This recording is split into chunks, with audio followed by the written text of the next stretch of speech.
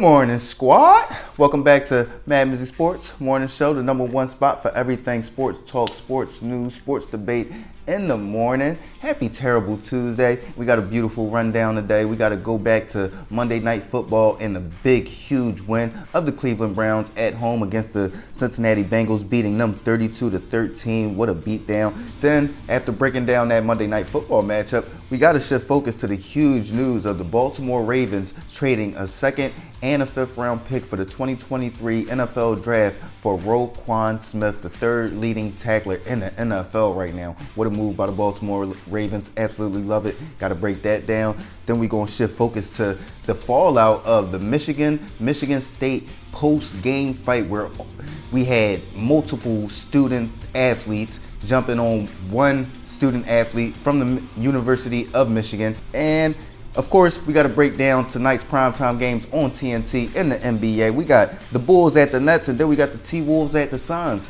Let's get into it, gang, gang. So let's go back to Monday Night Football and what happened to the Cincinnati Bengals. Like I said, after being on a 2-game winning streak, the Browns being on a 4-game losing streak, and the Browns came out there and absolutely punched the Cincinnati Bengals in the mouth. They looked absolutely confused and unhinged without Jamar Chase on offense. They got 2 turnovers last night and still only scored 13 points. They had an interception from Jacoby Brissett, and they got an interception from Amari Cooper, and only mustered up 13 points, giving up 101 yards on 23 carries to Nick Chubb, 172 rushing yards overall, 131 receiving yards to Amari Cooper off of 5 catches, just giving up chunk yards after chunk yards all game long. Then you think about the Cincinnati Bengals gave up 5 sacks. Joe Burrow was just getting harassed all night by Myles Garrett and those dudes, throwing 1 interception.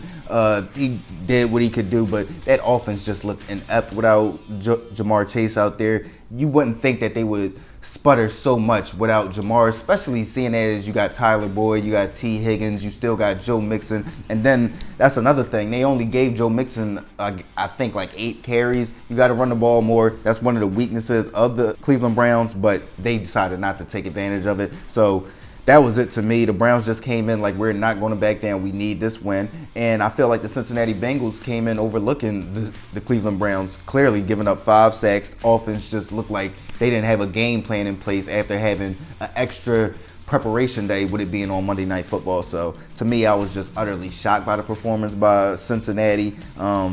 And their woes from last year are still rearing their ugly heads, and that's a poor offensive line. So that's something they're going to have to address for them to have a strong playoff run.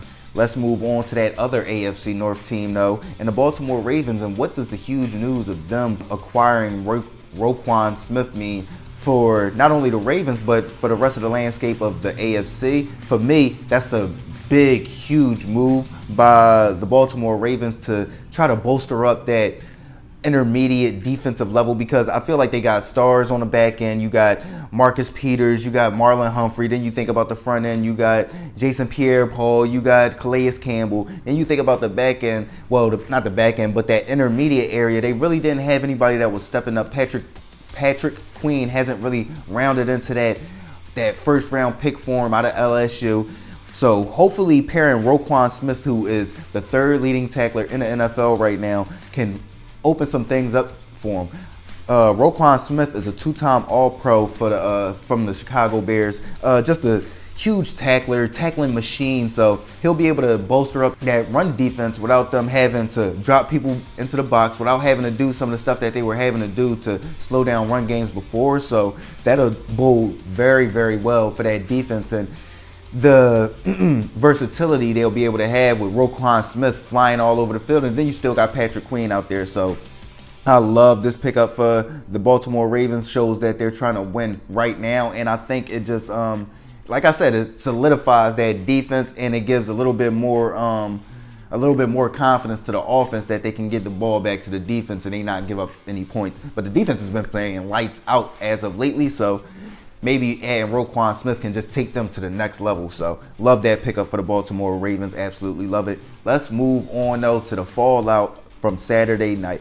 So if you didn't see what happened Saturday night after the Michigan State-Michigan game, you had about 8 to 10 Michigan State players just jumping on 1 to 2 Michigan players. From what I saw, it was one Michigan player that was inside the Michigan State locker room just getting drugged in, getting punches thrown at him, helmets swung at him. Just an absolute beatdown, jump my man, assault. Y'all know I'm a Michigan fan, so that just made me pissed right there seeing that. But you know, that's how little brothers get when they get their teeth knocked in. They want to start fighting and stuff. You feel what I'm saying? So for me, I didn't like that only 4 players got suspended by Michigan State in this situation. You look at the video, there's multiple players. There's a lot more than 4 players that are involved in this situation. So for them to go out there and only suspend 4 players after hopefully one of those 4 players was the one player that was swinging his helmet at the Michigan player without his helmet on. So that could have been absolutely devastating to college football. Had something like him connecting to his head, and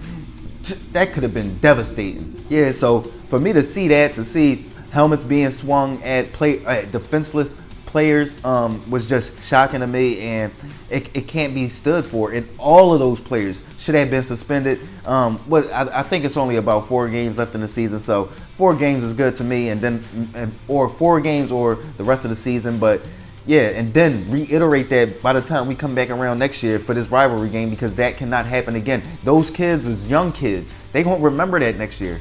So be conscious of that, man. That's not the image that we want to give off in college football, especially Michigan State, especially these huge rivalry games. Let's move on to the NBA. And tonight we got the Bulls at the Nets and we got the T-Wolves at the Suns. What am I looking for? For me, you got the Nets coming off a big win against the Indiana Pacers. I want to see the Nets just go on a winning streak. They had a lot of their game there to start their season off. They had a lot of their games at home. Again, they're at home, so I'm looking to see them get a little continuity going, get a little win streak going, and start to round into the Nets team that we thought they would be, and that's a top contender in that Eastern Conference. So that's what I'm looking for. The Bulls would be a good team to do it against because the Bulls started off fast last year. The Bulls were a playoff team last year. So yeah, I want to see the Nets go on a little 2-game winning streak or start off a little winning streak with their second win in a row. T-Wolves at the Suns. What am I looking for in this one? I don't know, just a good matchup, honestly. Let's see how Cat goes out there and can handle DeAndre Ayton, how DeAndre Ayton can handle Cat and Rudy Gobert. Yeah, it's going to be interesting to see how the Suns are going to handle that T-Wolves defense that's pretty stout right now with 2 twin towers down in the paint.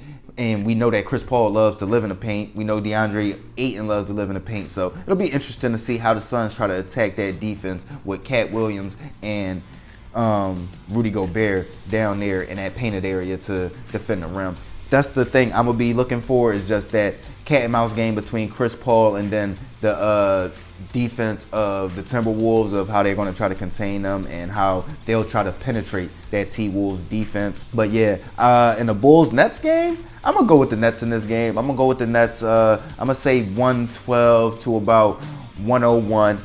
And then I'm going to go with the T-Wolves over the Suns. I'm going to say the T-Wolves going to pull it out in Phoenix. I'm going to say 113 to 108.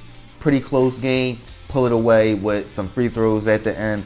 And I think that defensive presence in the paint will bode well for the Minnesota Timberwolves, and it'll show its head in this game. Let me know what y'all think. This is MadMizzy Sports Morning Show. Have a productive Tuesday today. Don't let the terrible Tuesday get to you. Like, comment, share, subscribe, listen, alert. MizzyWorld Entertainment. Gang.